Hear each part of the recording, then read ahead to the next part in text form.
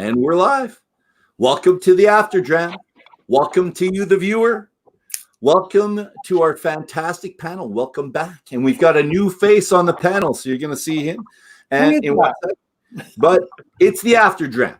And that means it's time to unwind. It's time to put your feet up. It's time for a dram or two, of course. It's time to relax.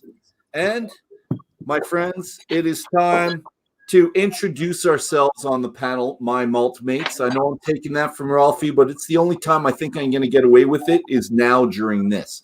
So, malt mates, we're going to go. Drew, we're putting you on the spot, buddy. You are the first time on, and here you go.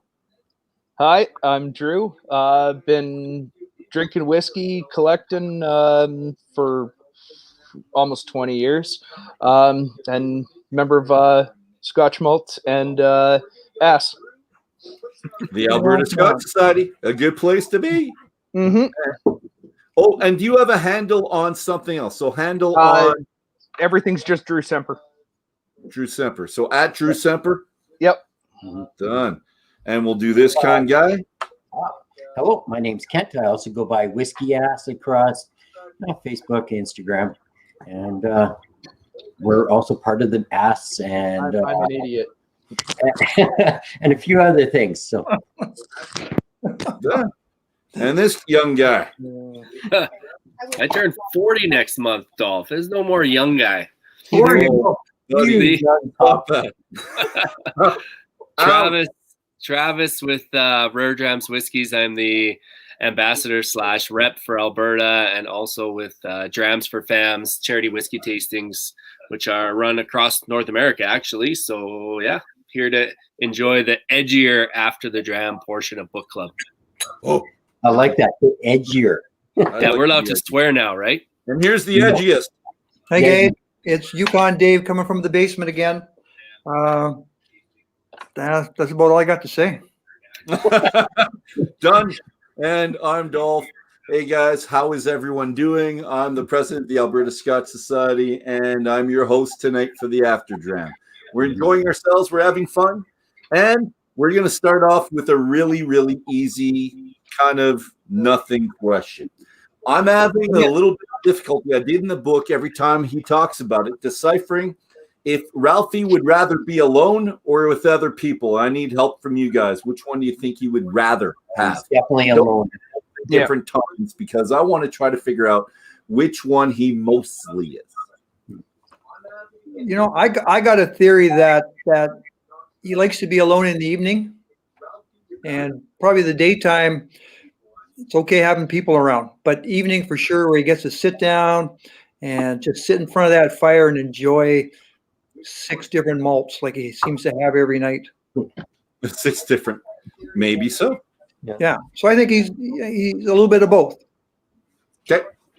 Well, even his job back in 1988, where he is becoming an apprentice funeral morgue, and I mean, you get the impression that he likes the dead better than the living, and he's made numerous mentions to how death is part of life and life is part of death, and I think that quietness, I think he's kind of waiting for death in some points, because he's waiting for that quietness to happen.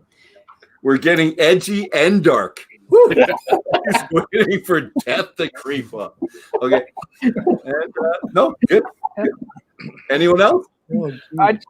I'd say that if it's the right people in the right conversation, he doesn't mind having them around. But for most pedestrian style conversations, he'd much rather be by himself laying in front of the fire.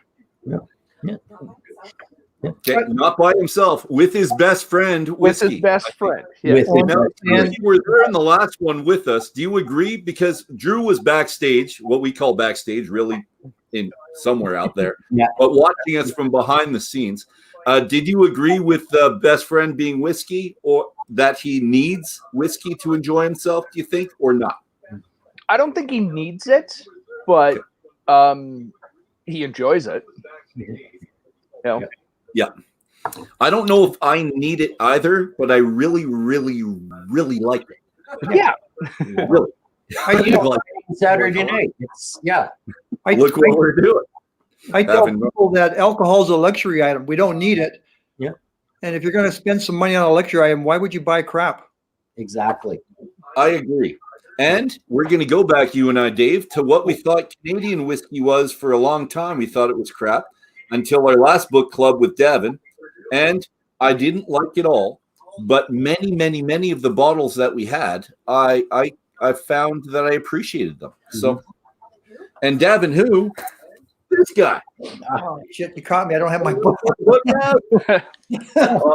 Davin Nicole Jameau. No, he says Kirkmo, but I say it like his grandfather in French, Nicole Jameau. And Blair Phillips. And we're doing this book, and I'll talk about it in a couple things, in 3 weeks. We're starting this guy. And that one, the original one, Canadian Whiskey, the New Portable Expert, that's the one we did with him. And because of that, we found out that Canadian whiskey was not crap. And we found that out pretty quick. Not all of them. It was amazing. Yeah. Well, I've had some I just blew my mind. And I didn't expect it. And I'm really glad that I changed my perception on stuff with that.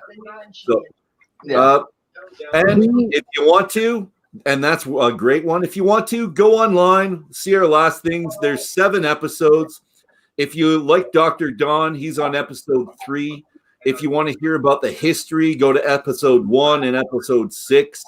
If you like hearing about the background and all the stuff that's in the whiskey and how it changes, that's episode 2.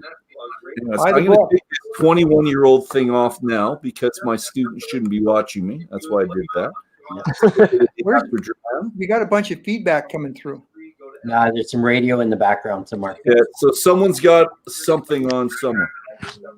So Drew's got a TV going in the background. David Roberts says, "Hi guys," and how do you, David? Hey, David. And hello.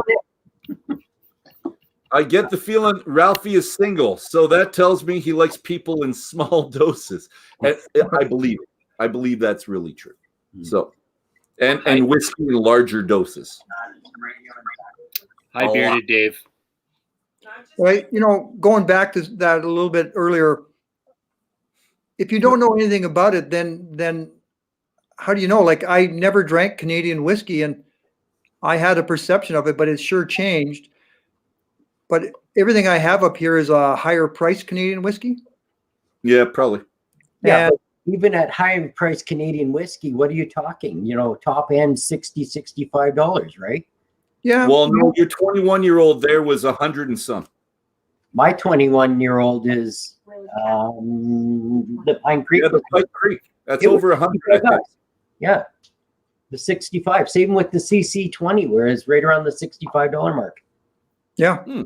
But there's a definite difference between what we're doing in Canada and what we're seeing coming from other places. Because I had to turn the TV off. And that's a good thing. All right. I'm going to go back to this. I'm going to take Nick off, and there's some other people to say hi to. So that's Sheila. Hi, Sheila. Ralfy strikes me as an extreme introvert. I can agree with that. Content and solitude, which for many extroverts is difficult. Yeah, it's hard for me to understand that somehow, how they would like to do that, right? But no, I understand it because I'm a teacher and I see it, but I don't feel it. I would rather be in a room with people, but I'm told introverts can be in a room with people and they're still alone if they really choose to, and would rather be there. Anyways, how's Bearded Dave? Type us back. See how it's going there, buddy. And I'm going to the next quote. Page 42, guys. And I'll put it up here. I want to read it.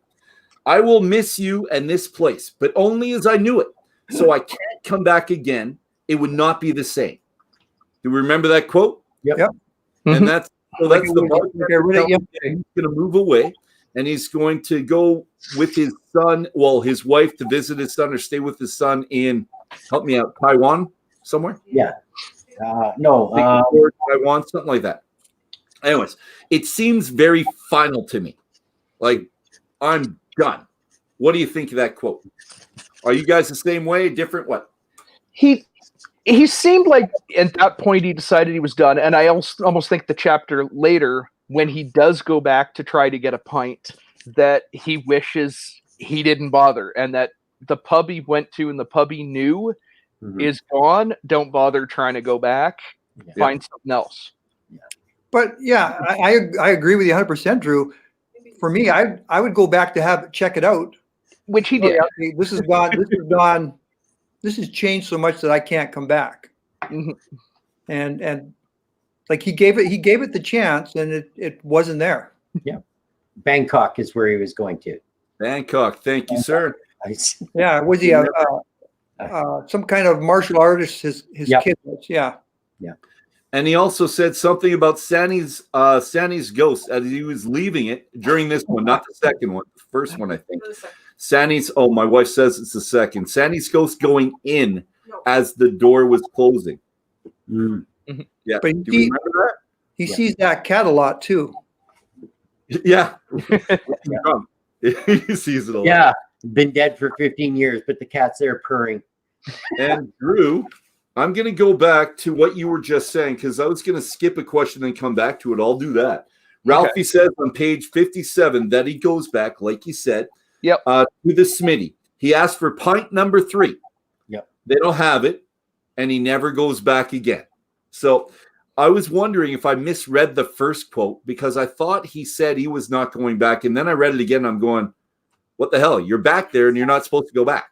Mhm. So he wasn't as final as we thought. Yeah, I took it as being he might physically go back, but in his mind, it's a different bar. When he was there the whole time before, and the new one, it's going to be 2 different establishments, even though it's the same bar. Yeah. But when he goes back, it's not location anything that he can enjoy. Well, look at what the bartender told him. He said, "Yeah, they're changing it, and they're going to go to more upscale people that they can charge." Like, Yeah. that And bartender painted a picture that Ralphie didn't like to start with. True. Yeah. But when he went back, it wasn't an upscale bar. It wasn't anything that. And the bar, second picture. the barmaid set him off right away because she wasn't very friendly and welcoming. Yeah. So right away, Ignored him. and first thing she offers him after that is a Guinness. So okay, well now she's a corporate shill. I personally like Guinness though. Well, I'm I not going do to like judge you on that. And my wife just thought he went back to give the place a second chance. He'd been there for a long time, give it a second chance. And I think he went back before the whiskey festival. Am I right? Mhm. It was a day of, yeah. The day of, right before he went in It there. was on So Saturday and he afternoon. was feeling really happy. Before I go to a whiskey festival, I'm pretty happy too. I just want to give something. I want it just raring to go. And All the way he's walking to it, it does make it seem like it is the local pub just up the street of where his house is. Yeah. So you're going to give it a couple of shots because it's the close one. Yeah. And Nick, next time we all go back to pub, it will be different, and probably will. Depends how many owners have it. I'm asking 2 questions now. Do you think it was an overreaction in the first or second time? And do you think he's like really, really emotional, Ralfy? Do we think he wears his heart on his sleeve and he just goes by what's in his heart? I'm throwing that out there. Go ahead, guys. Well, I think he tells it exactly what he's thinking. Like At that moment. I was surprised that he said, "I'm not going back." I thought, well, geez, you never say never, right? Mhm. At least go back and check it out. And if it's not good, you don't go. You get one chance to win my business. If you don't do it, then I move on to another bar. I'm wondering if he's more of the mindset where this is the way it's got to be, and this is your focus. And when it varies from that focus, he can't accept it. Maybe a little OCD in there. And once it changes, it's no longer what it was. And he just can't go back to that because he can't accept the change. He doesn't move with the times. So going through the book, that seems like it's the only bar he ever had gone to Yeah. as an adult. Yeah. To drink, and he was comfortable there. Yeah, and as Sheila pointed out, through the whole time he was going to the bar, it was the bartender that made everything comfortable and made him actually want to go there. So as soon as he said he's leaving, there's no tie connection anymore. Yeah. Well, I can and go for that. the bartender told him what was coming. Yeah. Yep. Yeah, you won't like it. There's going to be a bunch of hipsters coming here. Yep. Do you guys Or remember maybe that Kaylee's? over-influenced them somehow. I don't know. What's that, Travis? Do you guys remember Kaylee's on 109th Street, 104th Ave? Used to be Kaylee's Irish Pub. It's now like a Brewster's or something, or brew pub. They used to have live music every Friday, Saturday, Sunday night. There'd be a band. You can go up and sing with the band.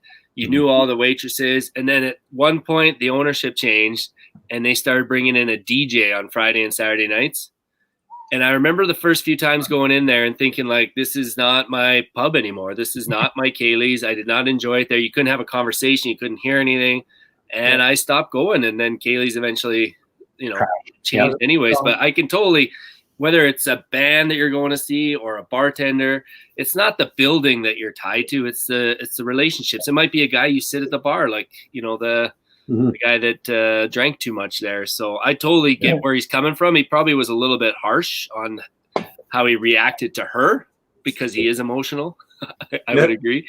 But I totally see where he's coming from on the pub. And Nitfried saying same thing. You can never go home idea. And it is your perception of something, and then you leave it, and then you try to come back. It's a little bit different. They don't make them like they used to, right? Yeah. Yeah. I got it. Thank and God talking about, go ahead. Yeah, no, I'm saying, thank God they don't make cards like they used to. We'd all be in trouble. Well, I wish they would make them like they used to. Well, they're 4 cool. kilometers a gallon. Boy. That's good. We were talking about him never going into other bars. He does go into one bar, and he talks about it when he was a kid. So I just want to show of hands. I don't want anyone to go into detail about this, but how many? He remembers a time when he goes into the Bon Accord with his mother, not with his mother, but his mother sends him in to get the father at a place called the Bon Accord. I just want to show of hands. How many of you were ever in a situation where your mother sent you in to get your father from a drinking establishment? I'm alone. No. Oh my God! No, you were not. I'm with you. All right. No explanations. We're not going into detail or what the thing was, but I connected with him on a deep level at that moment because I'd been there. But and he goes back to the Bon Accord later because that's where the Whiskey Club decides they're going to continue. They get a new member at the Bon Accord, and he likes the place later on. It's just his memory when he goes back to it brings him right back to his childhood. And that was like me for the first time when I went in Calgary to a place called the Highlander. Oh, I know that place. Yeah. I went in there to get my father at one point at my mother's urging. And when I went back and I walked through the door, it's like, oh my God, I forgot just the smell of the place. The second I went in there, it was cigarette smoke and at that point, a lot of cigarette beer and okay. Yeah. Do you guys, when you're reading this book and you hear about the Bon Accord and the pot still, do you get a little bit jealous? And I think we're losing the bothy here by the sounds of it, and our lack of good, like cozy kind of character-driven pubs in Edmonton. Yep. Well, coming from the sales side, I don't know how many neighborhood pubs there are that I will never step foot in because they're just hard drinking shithole. Yeah. Oh yeah. Put it mildly. Yeah. It might be. Yeah. There's not many places that, the UK's got a whole different thing there. I get jealous reading Europe. What's that? Europe, period. Yeah.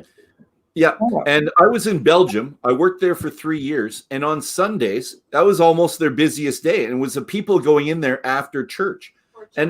Or during something with the wives would go in, the father or the husbands in there, but not just like every part of the family, like grandmas would be going into these neighborhood pubs and they knew everyone within the community within this pub. And I didn't do that because I felt out of place. I was the foreign, I was the Canadian. They were really nice to us, but I felt kind of apart. So I didn't go in at those times when it felt really family-like. Yeah. But I agree with you, Dave. The neighborhood pubs I see right now, and I don't want to name any names. That's horrible, but you don't feel at home. It's hard drinking, and it's depressing. I gotta say, it's depressing. I walked into a place one day at about 2:30 in the afternoon. This goes back quite a few years, and there's like 6 guys in there. And they're all sitting at tables by themselves. And the lady said, "Yeah, I'm not interested in anything you guys are selling." I said, "What are you going to do when all these guys die?" Wow. There's a little bit of Ralfy in you, Dave. And my wife picked this up. Can you see it? The bonnet cord. Oh yeah, nice. So she Google Earthed it. That's a cute little place. It is. Yeah. Looks good to me. Yeah, all the places you can. I think we need to do a trip there. There's one of their bottles on listed in Connect. Oh, and this is on the wall in the bonnet cord. Can you see it yet? Mhm. Nice. Oh, geez, yeah. They're proud of Ralfy. They're proud of Ralfy. Yeah. Good stuff. Good. Homegrown boy made it big. Nice. Big for whiskey. Well, big for whiskey. Yeah. I don't know how big is, right? But all right. Travis, I was waiting for you to come on to do this. Yes. Take it off. Right there. No, right there. See that? Oh yeah. Oh, nice. Look at that while I talk. So, welcome. This is a quote on page 52. Welcome to Glasgow's Whisky Club, where a dram is not a drama. Yeah. Where a dram is not a drama. Okay, so close, but not so. So, Travis, do you think Bob got your Rare Drams expression? It's a dram, not a drama. No, a drama from them. Maybe he was a member. That would be cool. So I actually was emailing with Bob today and completely forgot to ask him this question because we have a whole bunch of other stuff we were emailing about, and I really don't know. I know that he had some sort of tie with the Glasgow Whisky Club at some point. I don't know if he was a full-fledged member or maybe he'd done tastings with them. It is a saying that I have heard before outside of Rare Drams and outside the Glasgow Whisky Club, just the drama, not a dram kind of, but in different formulations. But I cannot confirm or deny that is where that saying is from. But I do absolutely love that saying, and I think maybe once in a while Ralfy could probably follow it a bit and loosen up sometimes. It totally. What's that one? Oh, there's this one's the pot still. Pot still's the one fantastic. Was the Before the what did I say? I can't remember. My wife keeps putting them. So yeah, I'd like to know. And if he was part of that, that would be really cool if he was part of that Glasgow Whisky Club. I seem to remember when we went to visit him that there was a chance of us hooking up with the club at somehow. So I don't hear him talk about them much now, but that doesn't mean he wasn't part of them a while ago. I'll confirm for next book club. Perfect. Good stuff. Nice. And Odd Bins, he talks about that one quite a few. And there's a few spots. Anyways, I'm keeping a list so far of all the places that he's mentioned that I definitely want to see. It'll be a little bit sad though at one point if possibly they're all gone by the time I finally get the pot still, if you've never been, go. That's the one Sheila and I walked into last time we were in Glasgow, and it was going to be 2 years ago. Yeah, 2 years ago. And as we walked in the door, we're having a couple of drams, and after talking to the bartender and the owner, all the rest, we went back the next day as judges for the Bayside Whiskey Festival. And that was cool. Yeah. No, we got some minutes. Tell us the story. That's I a like malt, it. It's a good story. Moment. I'm going to make you large, and you're going to tell the story. Oh, okay. Well, no, it's basically we were, that was the People's Choice for the Speyside Whiskey Festival. But we're in the bar, we're having a whole bunch of drams, we're talking to a bunch of people in the bartender, and they one of the guys came up and just asked if we were available the next day, and we went back for the People's Choice judging for the Speyside Whiskey Festival. And it consisted of eight or 10 drams, and it was you tried two and chose which one, A or B, that you liked better, and then you tried the next two and decided which one you liked better, and you went down the list. So it was a pretty simple format of tasting, and then when you hit the end, you decided what your best of the night was. And yeah, it was under 10 to 18, over 20, cask strength. Yeah, there was an NAS in there, so it was pretty cool. And they go around the world because Yeah. next week they were doing the Lunar Road Club in Fredericton, which is where we used to drink. Yeah, and then they traveled around the world. So the week after they did the one in Glasgow, they were doing it in the Lunar Rogue in Fredericton, which, if you've ever been there, that's becoming quite the whiskey bar in New Brunswick. Which one's that, Drew? The Lunar Rogue. Because I went to a Good whiskey to have bar. your token Canadians out there. Yeah, That's I why went you to- always bring your pins, right, Drew? Yep. Yeah. That was a great little bar when we were there. Yeah. I was there for a track meet 2 years ago, and I ended up drinking at every bar in town, like in the downtown area. Good, Dave. And I got a note from the guy that says, "Were you serious, or were you just drunk when you told me you'd send me some samples?" It was a whiskey bar in downtown. Yeah, that'd be the Lunar Rogue. Yeah. Yeah, that was just up the road from where where Sheila and I got married. I stayed at the Delta. Yeah. So not a couple blocks from there. Yep. Yeah. All Hey, right, Dolph. we've got Whiskey Throttle on, and it just reminds me of another question about motorcycles. So Whiskey Throttle is our local motorcycle whiskey aficionado. Got more bottles than I think all 5 of us, or maybe 3 out of the 5 of us have.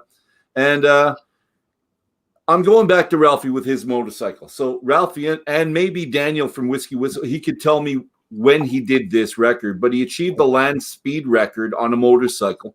So cool. And yeah, Ralfy did, but I can't remember when, and I should have went online before I did this, but this is just coming up. First of all, he is on his Triumph Thunderbird sport motorcycle.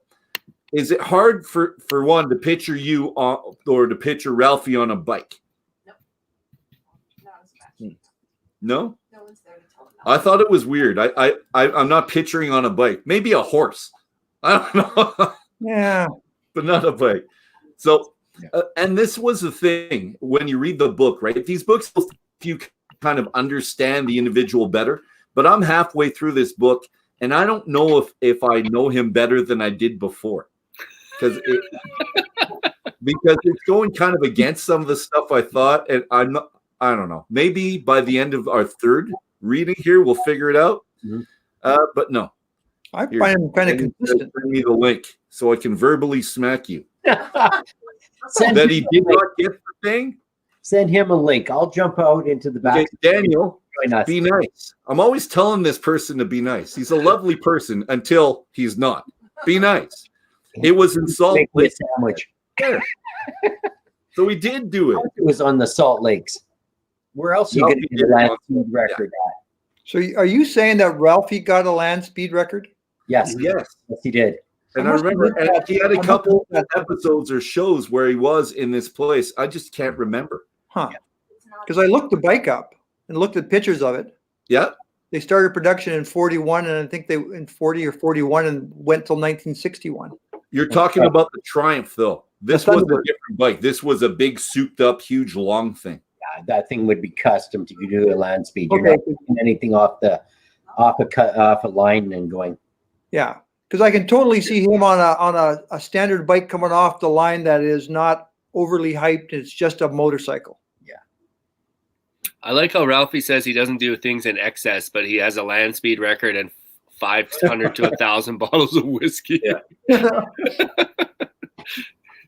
He's a Well, that's yeah. Daniel, I'm trying to get Daniel on here, and I Yep. can't get Daniel on here because I don't have his email address. Daniel, you're going to have to text me your address or your email address, and then I'll get you on. Or even, can you Facebook him? Just send him the link in Facebook Messenger. While you're doing that, Dolph, I heard you talk about bringing pins to Scotland. Yes. We brought a bag full of Edmonton Scotch Club pins with us, and we were giving them out to everybody we could. And they turned into a couple really good stories. And I think I told the story about the Balmoral Hotel in Edinburgh and the dram of Glenfiddich that he gave us. But there was a bar in Inverness, and we walked into this bar. And you ever notice in Scotland they have a lot of those long tables where you just sit down with a bunch of strangers? Yeah. We were in this pub. Most of the tables were full, and these two ladies said, "Oh, you can come sit down with us." So we started chatting with them, and we told them about why we're in Scotland and the club, and we gave them a couple Edmonton Scotch Club pins. And they said, "Oh, our brother who lives somewhere in Europe, somewhere else in like Belgium or something." He goes, "Yeah, he's a big Scotch fan." He goes, "Can he have a pin too?" And we're like, "Yeah, sure." We give him a pin, and they said, "Oh, you should check him out on Instagram." So we searched him on Instagram, and sure enough, he's following the Edmonton Scotch Club on Instagram, and we met his two sisters in Inverness, Scotland. So it was one of those cool pin stories that we found many, many of in Scotland. That's awesome. Yeah, it was one of those memories where like, just what are the odds of that happening? How did we lose Drew? There we did. Yeah, we lost Drew. Hopefully he'll pop right back in. We'll see him in a second. And I sent the invite to Daniel. So Daniel, I did put it on Messenger. Hopefully you pick that up. We'll see up here. And then you can verbally abuse me, I guess, in front of all these people. Hey, what's going on with your lighting tonight? You're very dark. You know what? I changed a different here. Hold on. Yeah. That's not better. Can you put on the other one? It's just the camera's doing weird. You got that yellow tinge to you. No, that's my. I'm feeling kind of bad right now. No, I think you've got kind of yeah. Dolph, do we have time for our favorite quote section today in the We After Dram? have a lot of time right now, buddy. You have all the time you want. I could read mine again if you want. I'm just thinking we're filling time until Dan figures out how to use a computer. So Yeah. there's my smack talk for Dan. You know you're gonna get that in aces when he gets on, eh? Oh, I know. He'll be making fun of my hat, my wall, my shirt. It's page 72, top of the page. There are a lot of casks around the world, and lots of them are in Scotland. Some that have existed for 100 years or more. Their job being to hold, store, mature, season, oxidize, mellow, complify, and help whiskey simply survive for as long as possible until needed. It's a run-on sentence, by the way. For profit, commerce, entertainment, bribe, gift, present, apology, reward, self-indulgence, intoxication, sublime smells, divine flavors, rough rock got cleaner, collections, investment, speculation, divination, rituals, sharing, detachment, bliss, and quite a lot of other things too. And as I'm reading that, I'm thinking we've probably all used whiskey for almost every single one of those things at some point in our lives. I went through the list. I was like, yep. Anyways, maybe not actually cleaner because I just made hand sanitizer out of some today. So anyways, hi, Dan. Hi, how are ya? Mr. Throttle, he puts instead of. Listen, first of all, You're making a professional. So, Daniel, can you introduce yourself, please? My name is Mr. Throttle. As you can see, I'm Whiskey Throttle. Mister.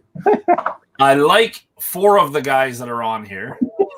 The one beside I do too. The one beside me is awesome. Dave. The one above me right here, he's pretty cool. A little bit of a nerd, but he's not too bad. No, that's mine. And this guy way over in the corner above Yukon Dave, that's cream of the crop right there. Now, that guy right there, he needs to use his head for more than a hat rack. Whoa! Every freaking time you said my name, you called me Whiskey Whistle. You bonehead. Well, you did get close together a couple of times. Whiskey Daniel, Whistle is in my. I have a lisp, and I feel a little bit. No, I think your wife needs to cut you off. Okay. Nope. Yes, I This think is the After Dram, Daniel. Yeah. Holy scamoli, man! And you got David DeCurgamo's name wrong. The Colgemo, and he told me it was right. That's how his grandfather pronounced it. Well, that's not how he says it or anybody else. I don't care, huh? No, he doesn't, but I do, and he was happy to have it said that way. He did actually Thank you. say that in I teach French. I teach in French. I'm supposed to do it this Anyway, way. now let's get back to Ralfy since that's what you're ruining too. Gee. Yes, and do you remember seeing the show about his last record? How many times have you seen Ralfy with the 3 legs behind him inside the bothy? Oh, okay. With Yes, those the 3 picture's legs there. represent where? 3 legs. The Isle of Man. Yeah. There is Thank a you. race that's been going on there for over 100 years called the Isle of Man TT, which stands for Tourist Trophy. Okay. Ralfy has had bottles that he made that he had bottled with the Isle of Man on them. Isn't that it? Yep. Do you And we understand? have it right on the front. Is that it? That's one of them. The other one he had, it was yellow because it probably had to do with a famous Irishman that passed away. So it's the motorcycle race, right? Yes. Yeah.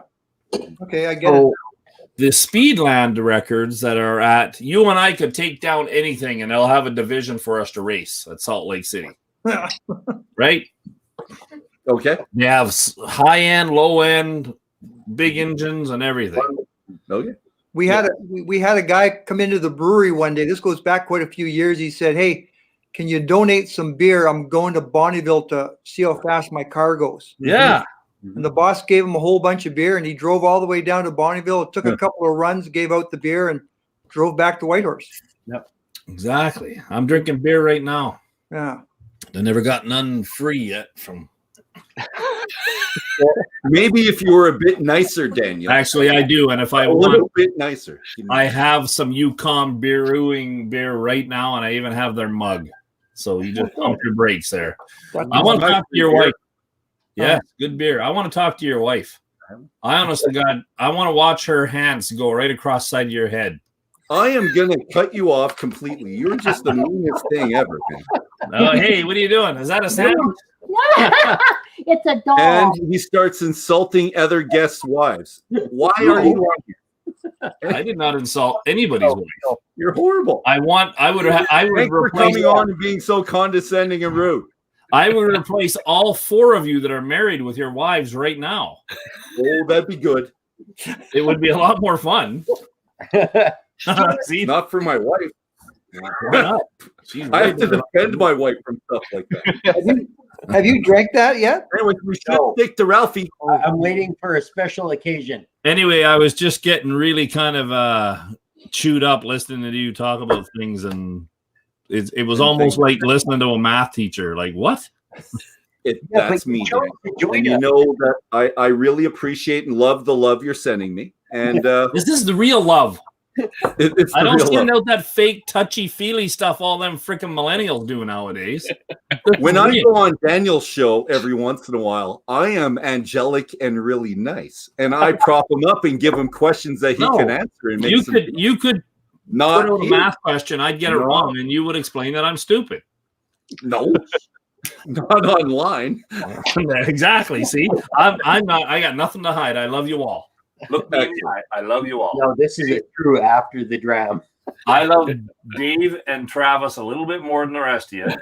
All right, because they send I'm me bringing samples. this back. One last one. This is my last question that I had written, and we got other ones. So a lot of Ralfy's adventures seem to happen just by chance. It just happens to him. Mhm. So any stories out there about a fantastic adventure that just happened? That's all I want to hear. And I was thinking Dave might have like about 20 of them, but something just bang, it happened, and you went with it. Something that maybe you didn't want to go with, but you did. Something good happened.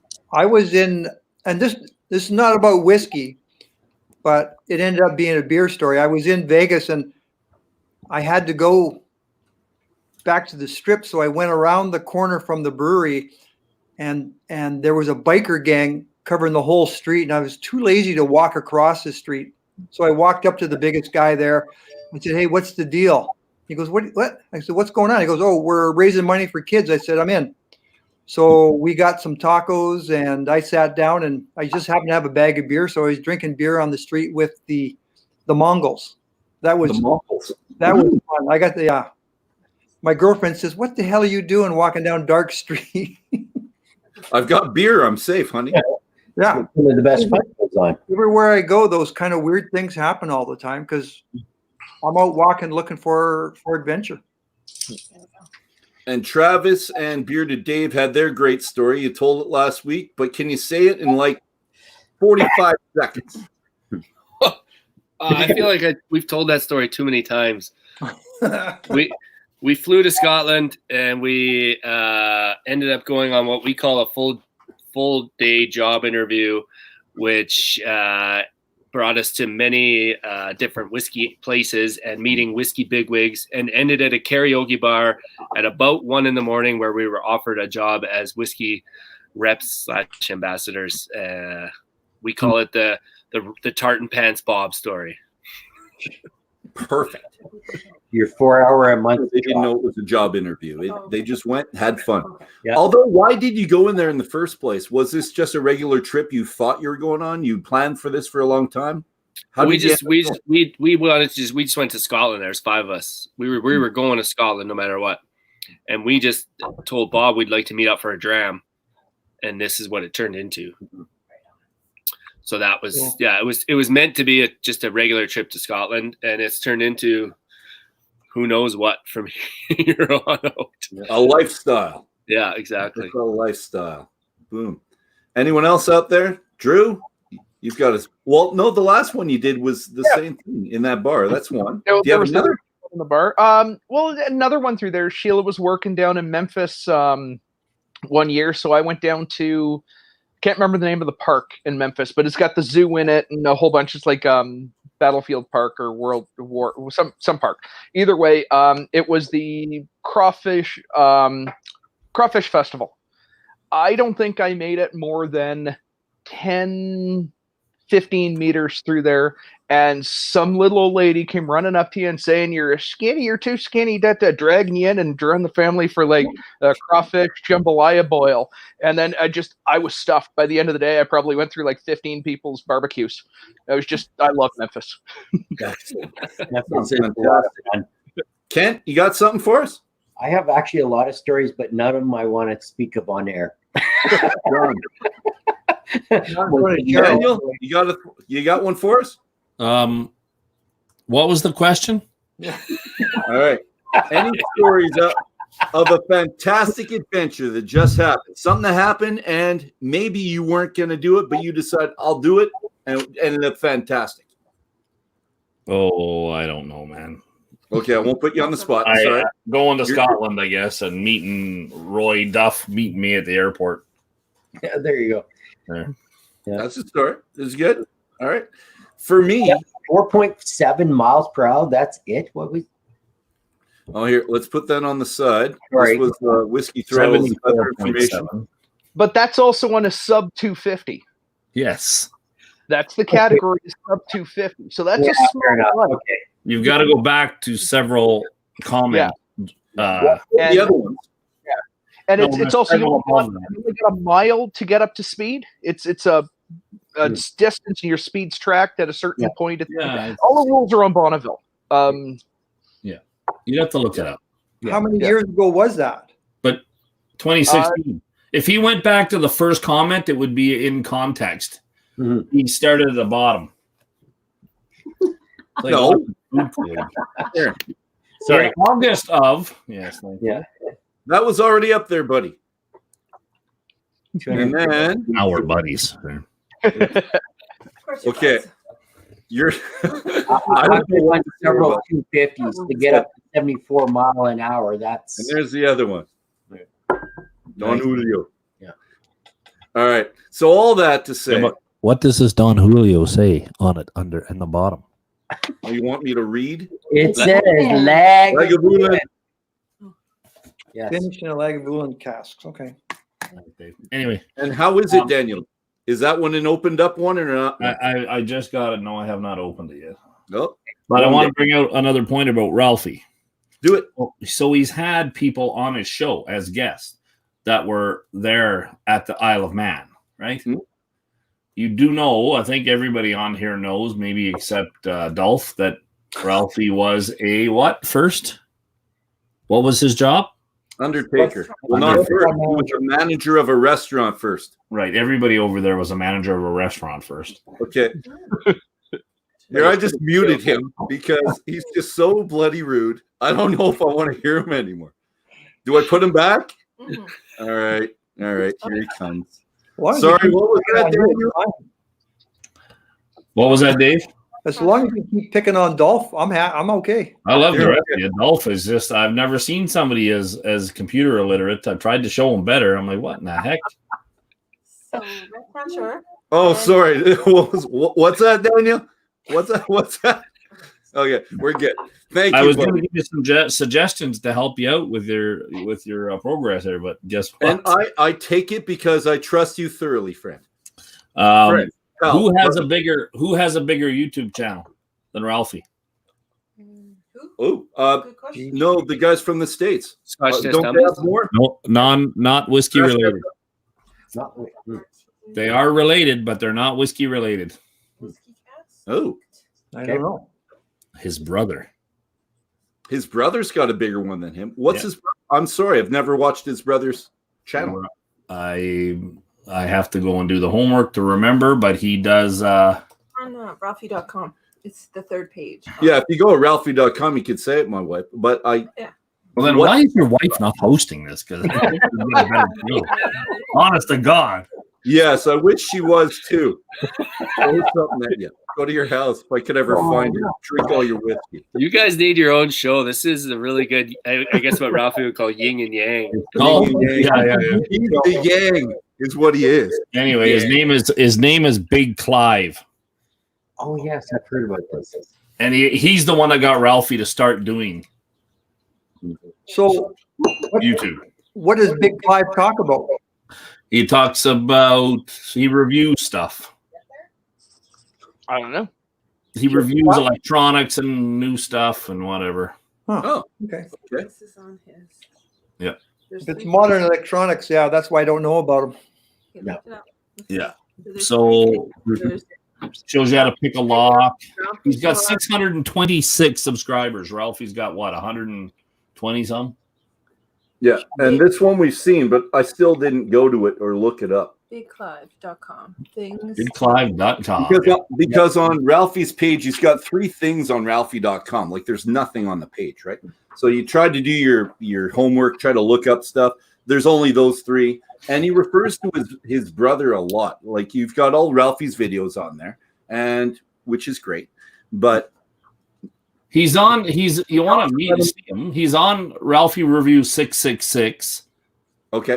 Bad Liquor with BigClive.com from 2017.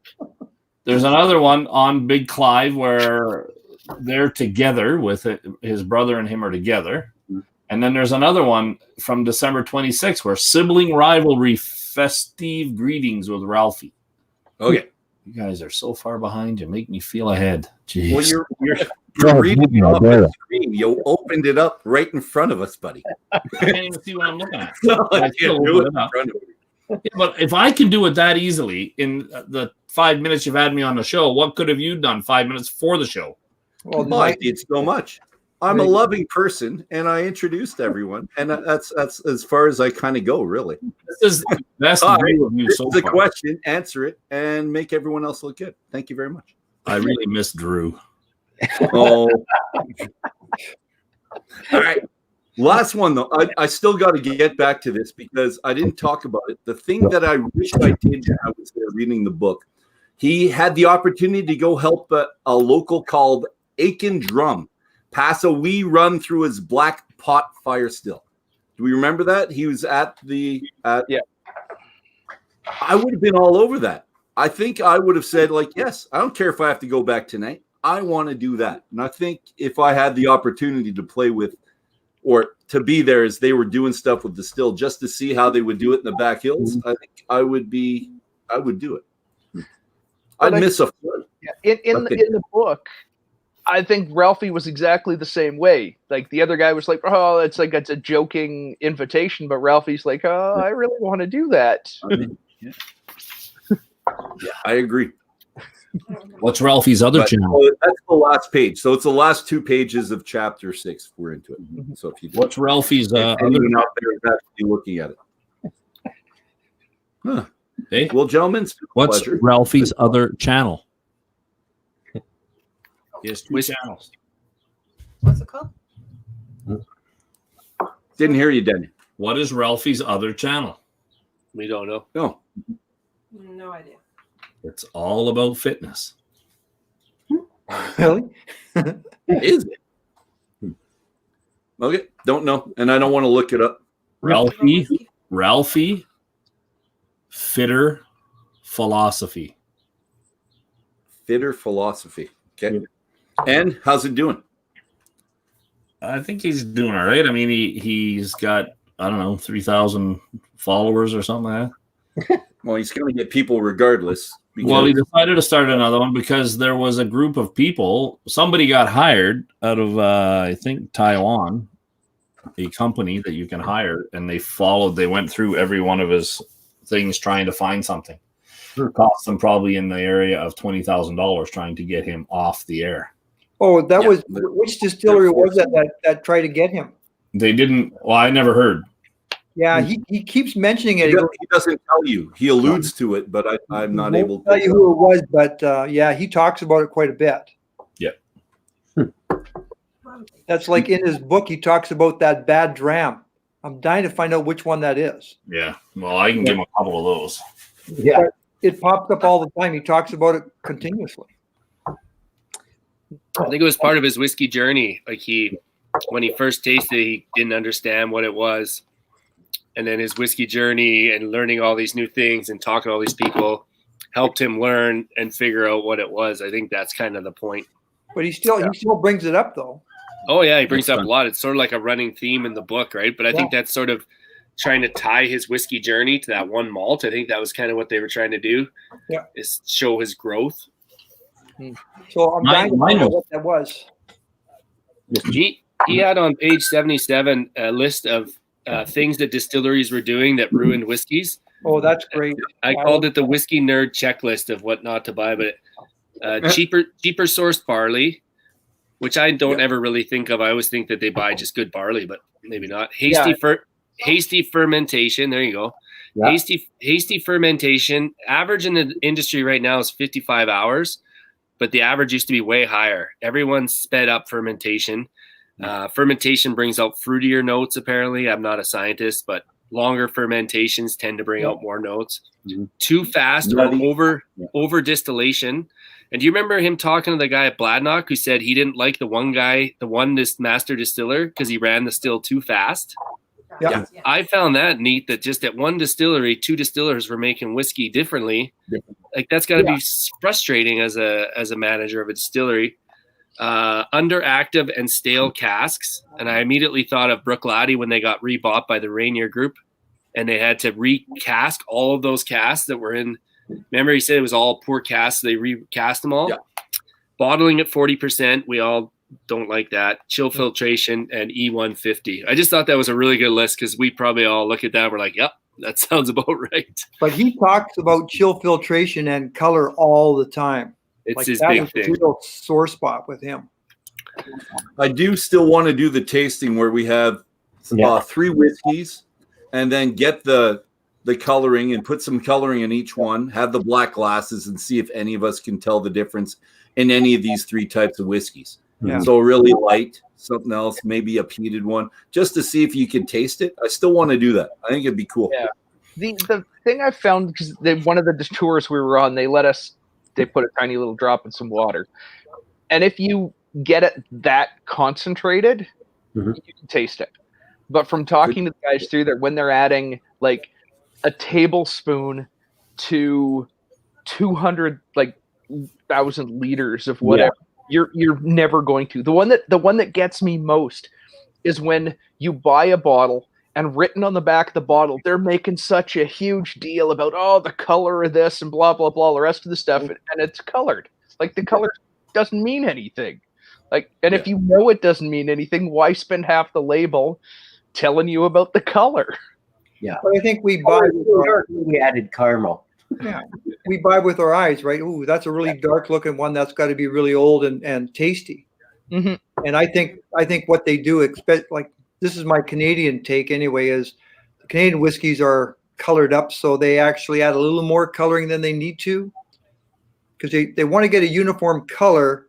But let's bump that color up a bit so it looks even better. Yeah. I think it's perception. Yep. Like it's all perception with those guys. So before we wander on, let's back up a little bit to the worst dram 54. I'm having an off malt giving me issues, and I don't know what the problem is. This is the sample you guys have.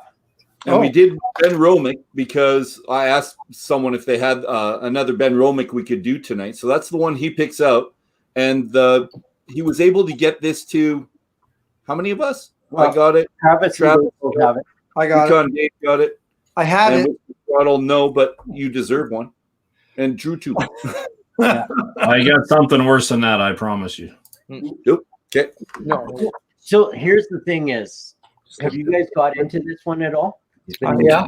I added Read the water quote, to it. Look what happened. The quote Yeah, comes out. right.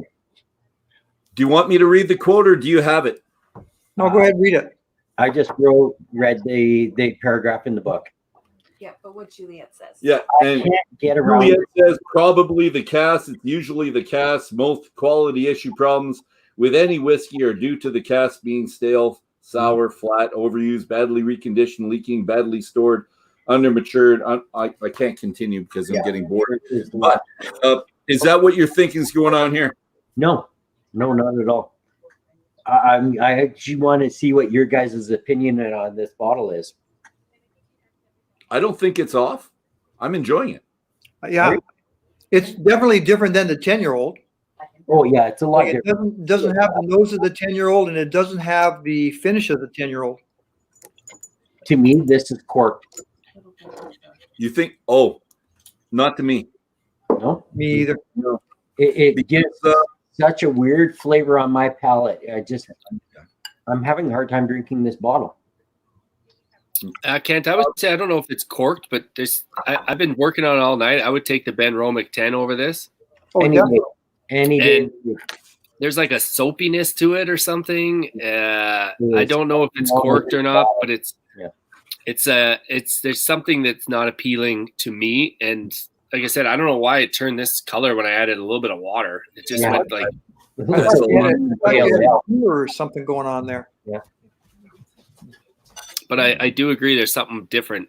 There's something wrong with this bottle. Like that's how it starts out before you added the water. Yeah, like how does that even make Well, I'm going sense? to do it right now. So let's do Well, that. That's one. I don't have enough left to do that. And I'm going to put water in it now. And let's just. Sorry, Drew. Had I known you were being on, I would have given you a sample. But Oh no, it's all good. Maybe I accidentally poured my IPA in there, Dolph. It might be because I'm not getting any haze like that. That's a hazy IPA you got. Look at yeah, I have like about 10, 12 drops in there. It is getting hazy, but not nearly what yours is. I wonder if this glass had a little bit of soap left over in it. no, because Oh, you got the cooled one. That's good. oh, look at that. I'll go into a Kent. bar. I'll go into a bar and get a beer, and I get that soapiness in it, and it's from their dishwasher.